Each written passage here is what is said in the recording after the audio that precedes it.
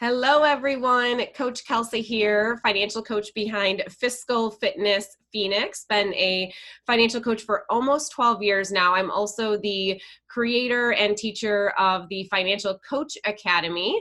And today with me, I have Kacy Smith. Kacy, thank you so much for joining us. I think that your story is really just inspiring and amazing. And I think it really ties in so accurately to what so many financial coaches are experiencing, which is why I wanted to interview you. You worked full time, but now you are a full-time financial coach. So we're going to talk a lot about what that journey has been like for you, what led you to really officially pull the trigger, some of the emotions behind that, all of that good stuff. So thank you so much for joining us. Really quickly, just start by telling everybody a little bit about you, where you're at on your coaching journey, what's the name of your business, that sort of thing. Thanks for having me. My name is Kacy, and I own Straight Sense Financial Coaching. I've been coaching for about, I would say, a year and a half now. And yes, I had a job prior to this, and I actually was at that job for 17 years. So the journey has been kind of long, but definitely one that I'm glad that I took. Good. And why did you want to become a financial coach to begin with? So it really started out with my own journey personally. My husband and I had found ourselves in $70,000 worth of debt. And I was just kind of sick and tired of it, as the old saying goes. And I just felt like we had been so reckless with our spending, and it was during a time I was purging, like all of us women do. And I looked around the house and I saw all these things that my husband had to work so hard to buy, and yet I was giving it away. And so I felt really sick to my stomach. And so at that time, I decided it's time to, sell these things, try to get out of debt. I actually took my husband to see the minimalist. Yeah. And as soon as we left there, he's like, "That's it, we're selling everything." And so that's how it started. We slowly but surely started kind of getting on a budget. It was the Kacy and Richest plan. And I didn't really know anything about budgeting at the time. And just, I paid the bills on time, right? Like everybody does. I wasn't behind. So we were doing good, right? No, we had all this debt. So as we started to get out of debt, I started sharing my journey with Instagram followers and following the Instagram debt-free community, and started getting inspired by some other people's stories where they were getting out of debt. And the more that I kept working at it and the harder that we did to get out of debt, I'm like, I need to teach people what we're doing, because what we're doing is working. And so that's how it really started for me. Yeah. Don't you find that getting control of your money is life-changing in so many areas besides just money? Oh, it trickles into everything, I believe. Everything. Mm-hmm. I feel the same way. I mean, Michael and I, when we first got married, graduated college, we got out of debt, and it's like that forced our communication to be strengthened, and it led to us setting goals together as a couple, and it led to us working together as a team even more. And it's just amazing how that one decision to make a change financially, or to step it up a notch financially, then actually led to us up leveling our life in a lot of different ways too. So you were like, I got to share this, right? I got to tell other people about this, and I got to teach them how to do it too. And so how did you first start helping people to begin with? So you said, I got to start telling people about this. And then how did you just start by actually getting somebody to accept your help? So the Instagram community, a lot of them follow Dave Ramsey. And so a lot of talk about the baby steps and how to work those. And then I found out that he had a financial coaching training program. I hadn't heard of any other at the time. So I thought, okay, this might level up my training a little bit to share with other people in the right way, make sure I'm doing everything the right way. And so I took his course. After I took his course, and actually his course was quite, I would say it was harder for me because it was self-paced, and I'm not good at self-paced. I needed more structure, but I did get through it. And as soon as I got through with that, I felt like I had a little bit more knowledge to be able to start helping people. So I reached out to Facebook friends and family at that time and started asking them, hey, I'll, take some beta clients. If anyone wants to work with me. And I think I got one person, one family. Okay.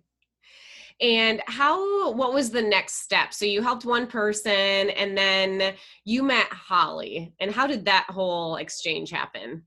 I think Holly saw me post on something about inquiring about the Financial Coach Academy. And so she reached out to me and private messaged me and was telling me all these great things about Financial Coach Academy and that I would not regret doing it. And here I had just spent all this money on the other training course. So it was like, oh my gosh, do I do it or not do it? And it was the last day that Michael said that I could join, and it would close at midnight. And so sure enough, after I talked to Holly and she had such great things to say, I'm like, okay, I pulled the plug 8:00 that night. I think I was your last one. Yeah, you were. You were. And why did you decide to do, ultimately, what was the decision? Like, why did you decide to just, like you said, pull the trigger on that? Why did you decide to do that? And why did you decide on the live and not self-paced?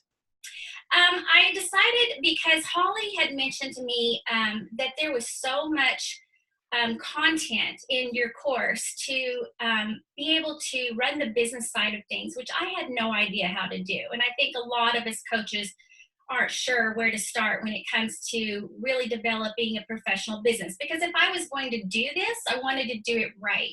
Yeah. And I wanted it to seem professional. I didn't want it to seem fly by night. And honestly, this was a hobby for me. But even still, I felt like I deserved to give my clients the best I can. That's awesome. So that was probably the deciding factor, is knowing that there would be so much value in Financial Coach Academy. And the fact that Holly pretty much, she might have told me, hey, I'll pay for the course if you don't like it, First of all, if Holly is listening to this, thank you, Holly. She is always just that ambassador that's out just raving about her experience. And we just always appreciate when people do that. We don't expect it by any means, but she is always out there raving about it. And so, even to say that, to say to somebody like, if you don't like it for any reason, I would pay for it. Like, wow, like that is a huge thing for her to do. And so, wow, that's just incredible to hear. And I'm glad that it encouraged you to do what ultimately was a great choice, obviously. And why did you, like, the live was better for you? You had mentioned that self-paced doesn't work for you. I'm just curious, do you know why, or what sort of self-reflection or self-awareness do you have around that? Well, I was still working at the time. So it was better for me to have structure, like the accountability, to know that we were going to have those 3-hour classes every Thursday, that there would be homework in between that I would have to finish. So that kept me on track. Otherwise, I just tend to get a little bit lazy, and it takes me longer to get things done if I don't have that accountability. Yeah, it's easy to put something on the back burner when you're busy, you're working full time, you're a wife, right? You're a mother, like life has other obligations. So, but it was important to you. You didn't want to let it get pushed to the back burner. So you decided, hey, you have the last few hours to make the decision before it closes, and you just decided to jump in. So, so after the academy, so you joined the academy, you maybe had like one beta client kind of thing, and then you did the academy, and where were you after that in your business? So what kinds of things were you able to do at that time? Well, I was able to get the whole onboarding process designed and ready to go. So that way, if I did get a real client, and I don't say real, but once I get another client besides a beta client, I wanted to make sure I could hit the ground running, that there would, be less glitches, that I would have, the program kind of laid out. I would have the paperwork already ready to go, so that I could set them up for success. And so by going through that course too, you also encouraged us to have a buddy during the process. Yeah. So it was really great to be able to bounce off some stuff to someone else taking the course. Who was your buddy, Kacy? I'm trying to think of her name. Oh, you're like, don't ask me that question. It's Danny. Yeah. Okay. Yeah. And so it was great for us to, to kind of pitch each other, if you will, Oh, to that's exactly practice. what it's for. Yeah, Yeah, exactly. to practice and see, make sure that we've got, our elevator pitch or whatever it is that we needed to practice. Mm-hmm. So that was really good too. Awesome. And at that time, you took the academy, but you were still working full time. So what was your schedule like at that time? So I literally worked till 3:30 in the afternoon, and I would come home and I would do my homework, then eat dinner and do more homework. And then on Thursdays, of course, we would have our 3-hour meeting. And that's kind of how my days went. Yeah. And did it feel like, how did it feel working your tail off during those 12 weeks or whatever? So you did it in the fall of 2018, correct? Right. Did the fall 2018 academy. Okay. So how did it feel for those few months to be working your tail off like that? Well, when I started financial coaching, like I said, the passion was to teach other people what I was doing. And that never left. Like, I always had that passion, and it was exhilarating to me. Like, it's exciting to me. So it didn't really seem like a whole lot of work to me. It's like learning something new. I mean, I'm always wanting to learn something new. So just knowing that I was going to dial in my business and have it running, effortlessly, sorry, Yeah. and know that I was to be set up in a way that would run smoothly when I did coach someone. So for me, it was just all about I just loved it. I loved every part of it. There's a really good quote that says, working hard at something you don't enjoy is called stress. Working hard at something you love is called passion. And I feel that way, every day. I work a lot maybe, but I love what I do. And so it's sometimes easy to do that. And I almost have to remind myself to achieve a little bit of work-life balance, right? But I know some people, when they're working full-time and doing the academy, like, they love the academy time, but maybe they don't love their full-time job. So it's a bit of both, right? It can be hard to juggle a little bit. You actually loved your day job though. Like, you were there for 17 years, you enjoyed it. And at this time of the academy, Kacy, you had no desire at that time, or there was no inkling that you were planning to leave your full-time job. It was coaching was something you were always going to kind of do on the side, Yeah, right? yeah, just nights and weekends whenever I had time. Yeah. And so the academy ends in December. You spend a little bit of time, getting everything done from the course. Tell me what the next 4 months were like. So January, February, March, and April. What were those like after you graduated from the academy? So my first month in January, I believe I got one client. I was so excited. Like, Yeah. finally, I have a real paying client, and we all can't wait for that. Yeah. And when we do, we're so excited. And then I believe I got one more client in February and maybe one or two in March. Mm-hmm. It really wasn't until June when I started getting the consecutive 3 to 5 clients a month. Yeah, it was. So what you wrote down was one client in January, 2 in February, 2 in March, and 3 in April, which is great. I mean, that is a great trend, especially when you're working full time already, right? So coaching is a part-time side hustle sort of thing for you, and yet you're still growing by 1, 2, or 3 clients in that first quarter of the year, which is amazing. And then, like you said, in June is when it really took off, but May was a very pivotal month for you. So where were you mentally during those 4 months? So January through April, what did you think of coaching versus your full-time job at that time? So this is before the VIP day, which we're going to get to. So during that time, what were your thoughts? So I was loving meeting with clients. Obviously, I meet with them virtually, so I wasn't meeting in person. And my first client, I remember, was a young girl, newly married, hadn't combined her finances with her husband yet. All those things. I'm like, yes, this is right up my alley.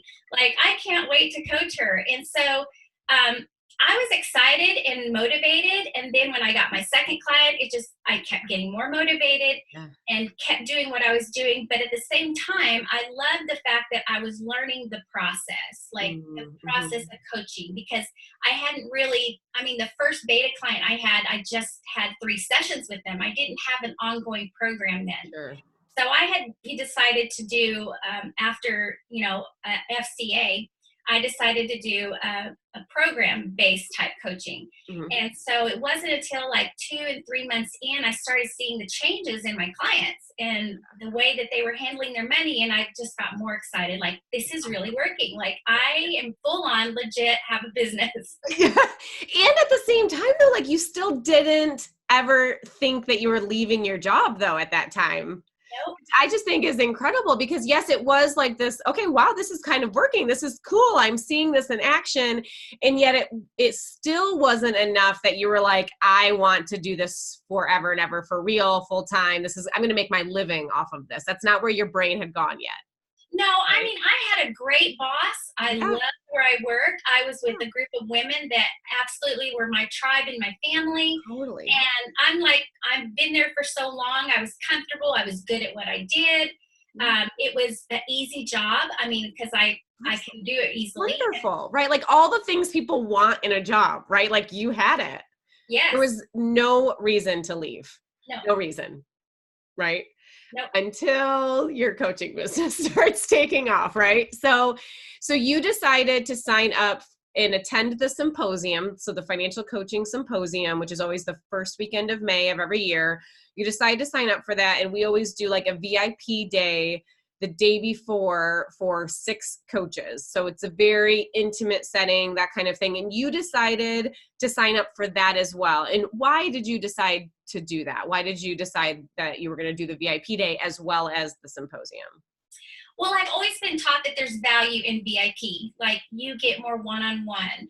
And I think for me at that point, since I had been coaching several months now, it was kind of a check-in for me. Am I doing these things right? Am I on the right track? Do I have the right niche? Do I have the right, clients? Am I attracting the right clients? All of those things I wanted to make sure that I was checking in with myself, basically. That's awesome. Yeah, that's great. And you had said when we were sort of, prepping for this, that you really have always valued sort of the VIP experience for things. So you tend to sign up for those things when you can, whether it's just to spend more time with the person, get that one-on-one attention, whatever it is, like you've always felt there's value there. There usually always is. Yes. That's awesome. That's great. And so what happened at the VIP day for you? What shifts in your perspective did you ultimately experience after that day? Tell people what that was like. So I really went with no expectations, but I knew that what you guys were going to teach us through that was going to be valuable for me to take with me in my coaching, more so maybe than just the symposium. So I was really excited about the more one-on-one to kind of pick your brains and kind of make sure that I was on the right track. And you had us do a exercise that where we were to roadmap our business type thing. And you always had us do it visually with sticky notes. And that in itself was really eye-opening for me because I've used that in a lot of other things that I'm developing. So good. Yes, exactly. Good. You're welcome. Yeah. I'm so glad that you're using that tool because we use it all the time for mapping out projects or the year or the quarter ahead or whatever. So awesome job that you've taken it and, duplicated it. I think that's amazing. Yes. So you had us write out everything that we need to do for the business for 5 years. Like we have 5 years to work on the business. What does that look like? 5 years to have the biggest impact possible to, do whatever in your business you want to do. Like, what's that look like? Yeah. So 5 years. And so you had, I don't know how many Post-it notes, a lot of Post-it notes, right? Because what you have that you want to do in 5 years is a lot, right? Right. And being part-time, obviously you can't do it all and do it quickly. Sure. Yeah. So we just started writing out sticky notes like crazy, just, one after the other. And then you had us on a board on the wall, put them in order of what we wanted to tackle first to last. So we did that. We put all our sticky notes in order. What could we work on first? What would we work on second? And so forth. And then after we were done doing that, you said, okay, now you only have 2 years to work on it. Just kidding. And I'm like, okay, well, I can do that. So I started taking off sticky note here, sticky note there, and just kind of like, I don't need to do that right now. I don't need to do that.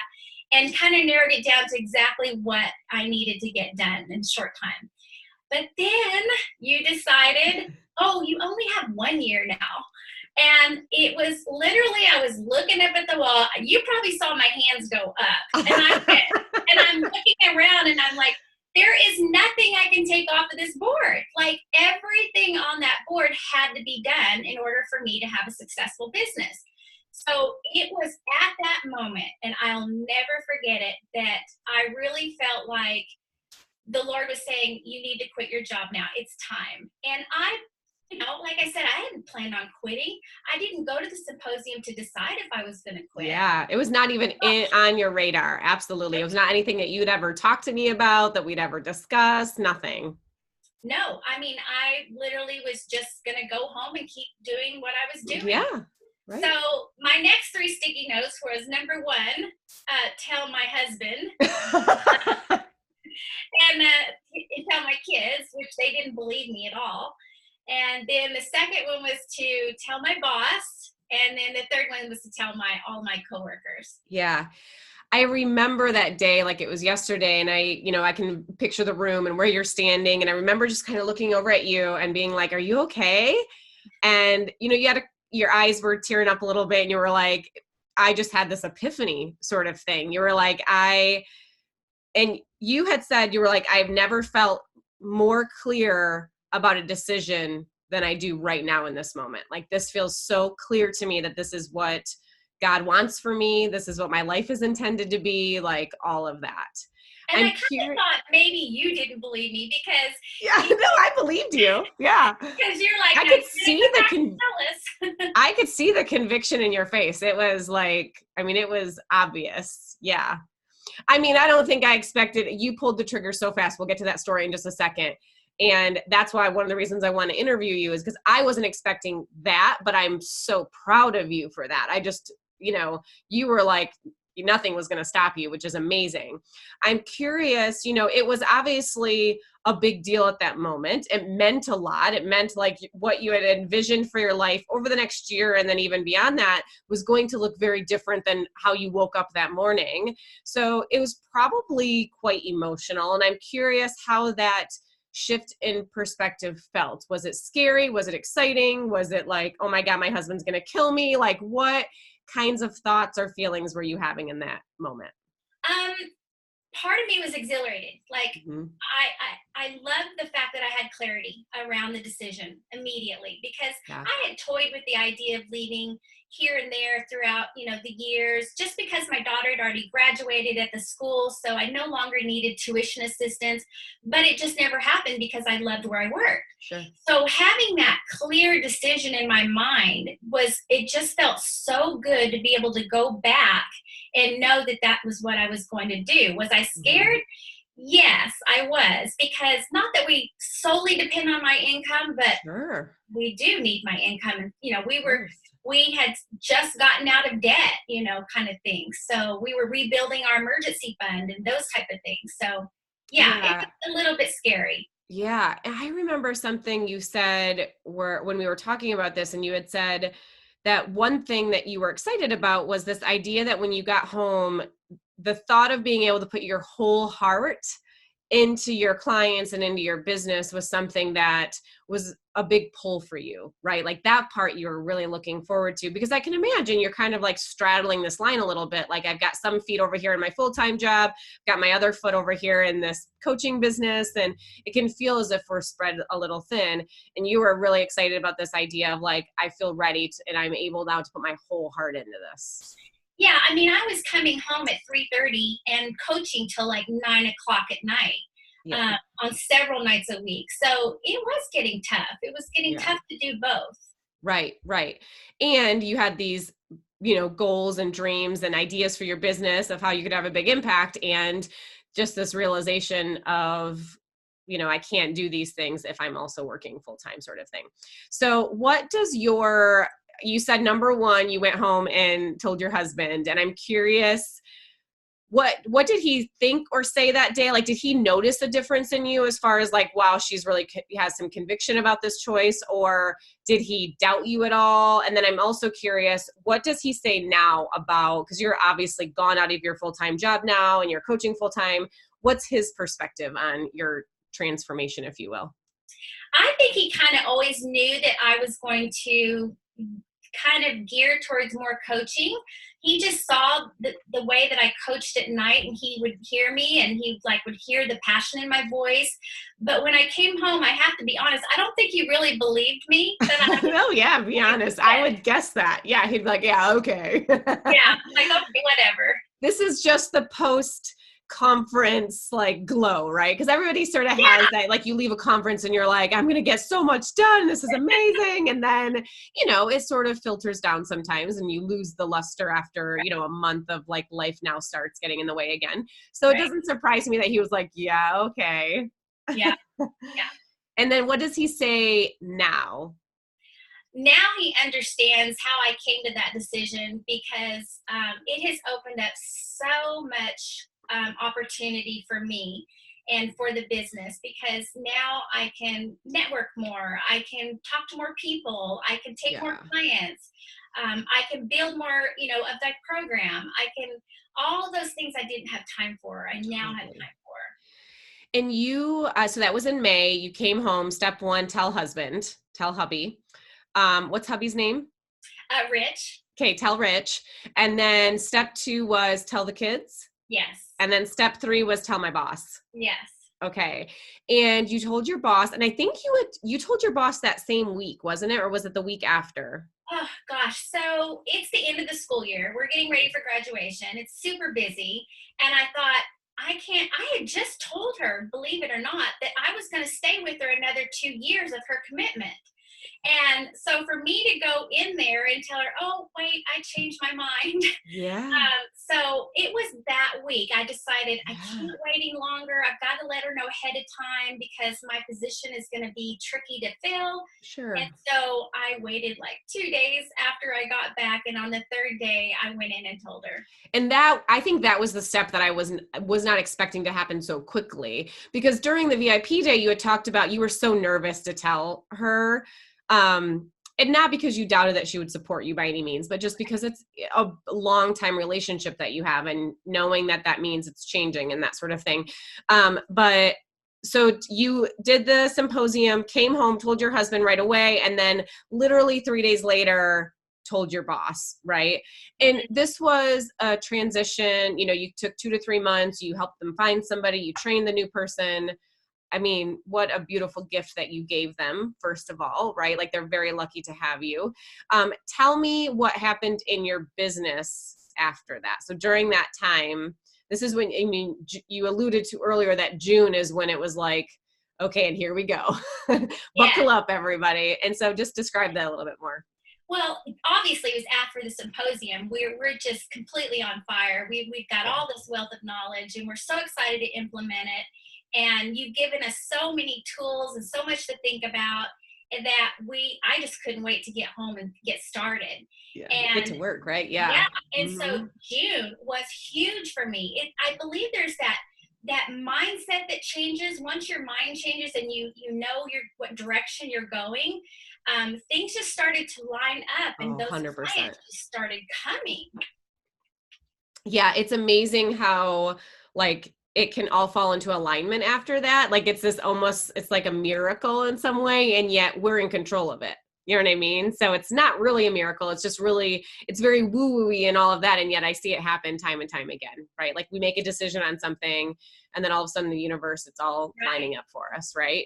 Yes. And so your business started taking off. You are helping still at your full-time job because you're helping to train somebody.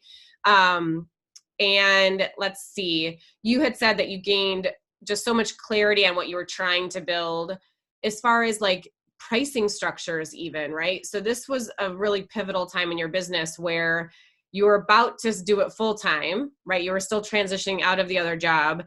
And it was almost like the universe was just giving you all these clients and saying, yes, you can do this. You're going to be okay. Yeah, it was almost if it was telling me you made the right decision. Like, right. Like it's like when you give something up out of your hand. In order to do that, to get something else, you have to give something up. Right. So that's what I felt. Right. And what were some of the biggest takeaways from the either FCA or the symposium that aspiring financial coaches should consider? Well, with FCA, you really dissect from step 1 to step 25 exactly what to do to start the business. You give us all the tools, all the paperwork, all the forms. You give us everything that you've created over the last 10 years. So if that doesn't set someone up for success, I don't know what will. Because that certainly was a crucial thing to have in my business, because it made me look professional. That's and awesome. and so when you look professional, you act professional. I was just going to say, don't you feel like that just you're boosted your confidence? So like you're sitting in front of a client or a prospect, and if you don't have those things, they're not deal breakers by any means, but they can really affect how we feel about what we're presenting to somebody. And that can come through to the client, right? Like it can seem as if we're not totally sure of what advice we're about to give them, or, the knowledge, when that's not where the hesitation comes in. The hesitation is probably more towards like, is this flyer kind of ugly? And yet the client doesn't know that. Right? No, and that goes in hand with the imposter syndrome. I think what it does is it equips you with all that you need to be able to coach thoroughly and with ease, knowing that you've got all these systems in place. Totally agree. Yeah. And then the symposium later that year, I mean, you really did. I know it was the end of 2018, and then 5 months later was the symposium, but you did both. And how did the symposium sort of complement what you were doing in the academy, or what you had built? I think there was just some really great speakers there that were there to confirm if I was on track with, let's say, pricing, those kind of things, pricing your programs, what you're worth. The other thing that I think really helped me was when you did the programming milestones and the client journey, taking the client from one place and taking them all the way through. What does that look like? And so I think that really helped me determine how I was going to run my program, what things I was going to do in the beginning, and then what would I do as they get to these milestones that you want them to get to. Yeah. And I think for me, when I think about the client journey and the milestones and like the way our program is designed, when I think about it from the client journey perspective, it's easier then for me to articulate to the client what they're going to get out of it, because I've done all of that thought work. It's not like, oh, you get 12 sessions and it's for this many months and blah, blah, blah. It's really like, you're feeling like this and you'll feel like this at the end of it, or you're going to have these, key takeaways, and you're going to have this, benefit or this value that you don't have now, kind of thing. And, I think that's how that was designed, was to help people not just know it for themselves, but be able to articulate it too to the client. Right. Yeah. And I think a lot of new coaches, they're in that place where they're not sure. Yeah. And so this is a really good tool for them to have to know how they want to design their programs. Yeah, absolutely. I mean, I know I didn't know. Nobody ever sat me down early on and said, this is how you design a program, right? People would say like, you should have a program. And I'd be like, what does that mean? Like and nobody could explain it to me, which is why I have now broken it down and said, this is how you create something from nothing, right? Like, here's how you outline this. Just all the characteristics that need to go into it and all of that, because I struggled for way too long early on in my business because I didn't really fully understand what that meant, so right. Where are you now, Kacy, and what's next for you and your business? So I've been coaching full-time for a month now, solid. Yeah. It's a little tricky. I'm not going to lie. When you're used to having a set, schedule, and now you're home and you're in charge of your own schedule, you have to be really intentional with your time. Because I tend to get very distracted easily and want to be able to, oh, look at this thing. I need to work on this thing. Yeah. And oh, look at that thing. So I have to really concentrate and, do some time blocking and making sure that that I am utilizing all this time that I have now to do all the things I couldn't do before. And this is just an analogy to bring this back to coaching people on finances. They can solve one problem and the next stage of their finances presents an entirely new feel and look and new challenges and all of that. So like somebody gets out of debt and they think, oh, I got this, I'm out of debt. And then the next stage is very different. It feels different. And we need to reevaluate. We need to help them put new structure in place on their new phase of life.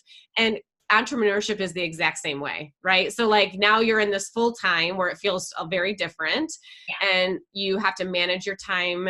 You have more of it, which all of a sudden feels like, oh, I have all the time in the world to get all this stuff done. And then all of a sudden you're like, where did the time go? Oh my God, and then I will also tell you, the first employee you hire creates a whole new set of challenges around workflow. And like, well, I do it this way, but I need to make it so that the employee can see what's happening, because maybe they've got their own inbox or their own calendar. And like, it changes the workflow all over again. And again, it's all for good reasons, right? Like that's growth, and those are growing pains, and it's all for a good reason. But what you're experiencing is very normal. And I will say, one strength you have, Kacy, is that you're very self-aware. So even just being able to say, I tend to get distracted easily, or this is what I struggle with, or this is how I'm feeling, that is a really great strength that you can own, like sort of some patterns you have and that sort of thing, so that you can put some systems in place to be in control of it.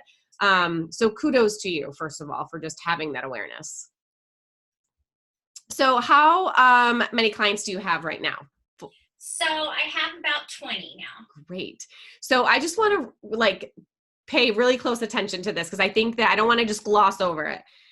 January, you got your first client. January, you got paying client number one, right? Like you had some beta clients before that, but paying client number one client, and then a couple, and that kind of thing. And then decided to leave and start full time. You had that transition there where you were helping to train somebody new at your work and everything like that.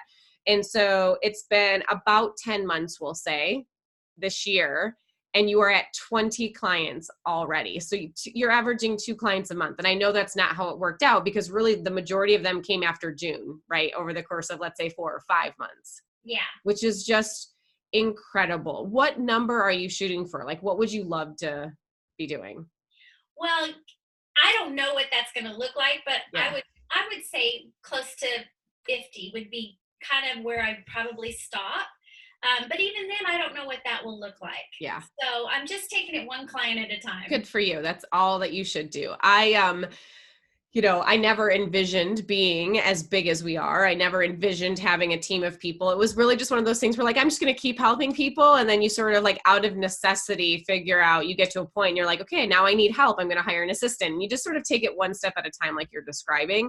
I think that's perfect. So you had mentioned a couple of benefits to your current, like being able to do this full time. I don't know if you remember what those are. I can remind them to you. So you get to take time off if necessary, right? Right. And can you think of, I guess earlier today, like you went and had lunch with your daughter-in-law, right? Mm-hmm. Which is amazing. So little stuff like that. Like I like to take Thursday mornings off. My husband and I go to breakfast together on Thursday mornings, right? So we get to make our own schedule, which is really nice. You also said that you have more time that you're able to dedicate to follow-up compared to before. Can you elaborate on that a little bit? Follow up with clients, prospects, networking, all the above? Yeah, because like I said, I was coaching till 9:30 at night. Now I have more time during the day to schedule a networking event, to follow up on a client maybe that hasn't scheduled an appointment with me. I mean, all those little things that kind of get lost in the shuffle because I'm too busy coaching and and not having time to do those types of things. Yeah.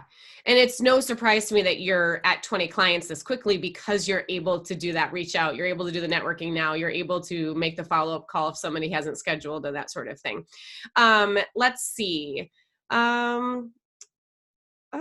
What advice do you have for people who are working full-time and coaching on the side, or maybe as a hobby, but they want it to be the opposite of that? They want to let go of their full-time job and start coaching full-time.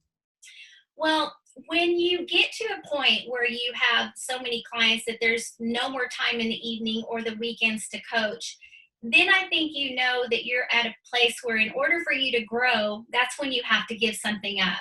Mm-hmm.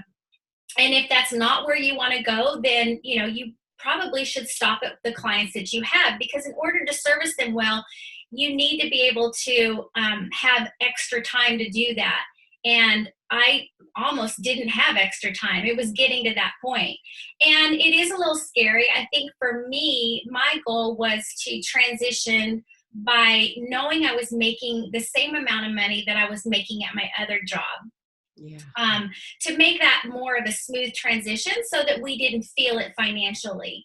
Right. If this is to support a family, that's even a lot harder. For sure. Because you're at a point where you can only take so many clients, which means your income level is a certain amount, and yet you still have this full-time job over here. How do you get more income when you don't have more time? So I believe that can be, like I said, a little harder if you don't have a plan in place to do that. Right. And maybe some clients in the pipeline coming up, something that's going to help feed your income. Right. Absolutely. Yeah. And I mean, an ideal scenario would be maybe you can go part-time at your current full-time job, right? Like maybe just cut back a little bit and replace that with more coaching as sort of a middle stage. That's just not always possible. It's not always, I mean, sometimes people, if you're working, you don't even want your work to know that you've got something on the side. So, yeah, I mean, I think it's every person's a little different, but I think sometimes too, it comes down to the leap of faith, right? And I know for me, that's what it was when I decided to go full time with this. It was more the fear that I would regret not doing it was so much greater at the time than my fear of failing at it. So I remember when I left, Michael and I had conversations around, well, I'll try this for 1 year. If after a year it's still not working, I'll just go back to corporate America. I'm marketable. It'll be fine, sort of thing. But I always like to tell people that because I left with this sort of like plan B, or with this assumption that I could possibly fail at this. You know what I mean? And I didn't expect for it to be as successful as it has become, which is amazing. I'm very grateful for our journey. But it definitely was a leap of faith at the time. It was like, I feel like I have to try this. I will regret not trying this, right? And that was where that pull just took over. And for you, it was the VIP day, which was like, this has never been more clear to me that like, this is, for you, it was like, this is what God wants me to do. Like, I'm supposed to help these people. I'm going to have this impact on the world in this way. And like, that's just such a beautiful thing. But then still from there, you still had to take that leap of faith. Right. Yeah. I mean, that, like I said, it was like a few months transition. So it wasn't like I had to make that decision 1 week and then fret about, okay, do I have enough clients? So Yeah. I think taking it gradual like that is really beneficial to someone that's thinking about transitioning over. The other thing is, what have you got to lose? I mean, if you're gaining all this time, look at all you can do. And just by me doing that, getting me clients right and left. Yeah. I love it. I love your story. And everything you've created is so beautiful. Like the branding around Straight Sense, the colors. I mean, everything you were creating in the Academy, every time you would post it, I'd be like, oh my God, it's so beautiful. So how can people find you? How can they go check you out, see your stuff, see how awesome, the awesome work you're doing in our world? Give some people some links. So my website is straightsense.com, and you can follow me at Debt Free Are We on Instagram. Got it. I love it. And for anybody who is interested in any of the things that Kacy and I talked about, we'll definitely leave some links. You can check out financialcoachacademy.com, and you can check out the events section if you're interested in the symposium or the VIP day. You can also check out the training programs such as the Academy and other training programs that we have. Thank you so much, Kacy. It has been awesome. I'm just so proud of you. You inspire me just at your diligence. You take action, you're working hard, you see something and you go after it. And I wanted to highlight that because I think you're amazing, and you're going to have such a positive impact on your clients' lives and on our world in general. And I just want to say thank you for all that you do. Thank you. Yeah. Welcome.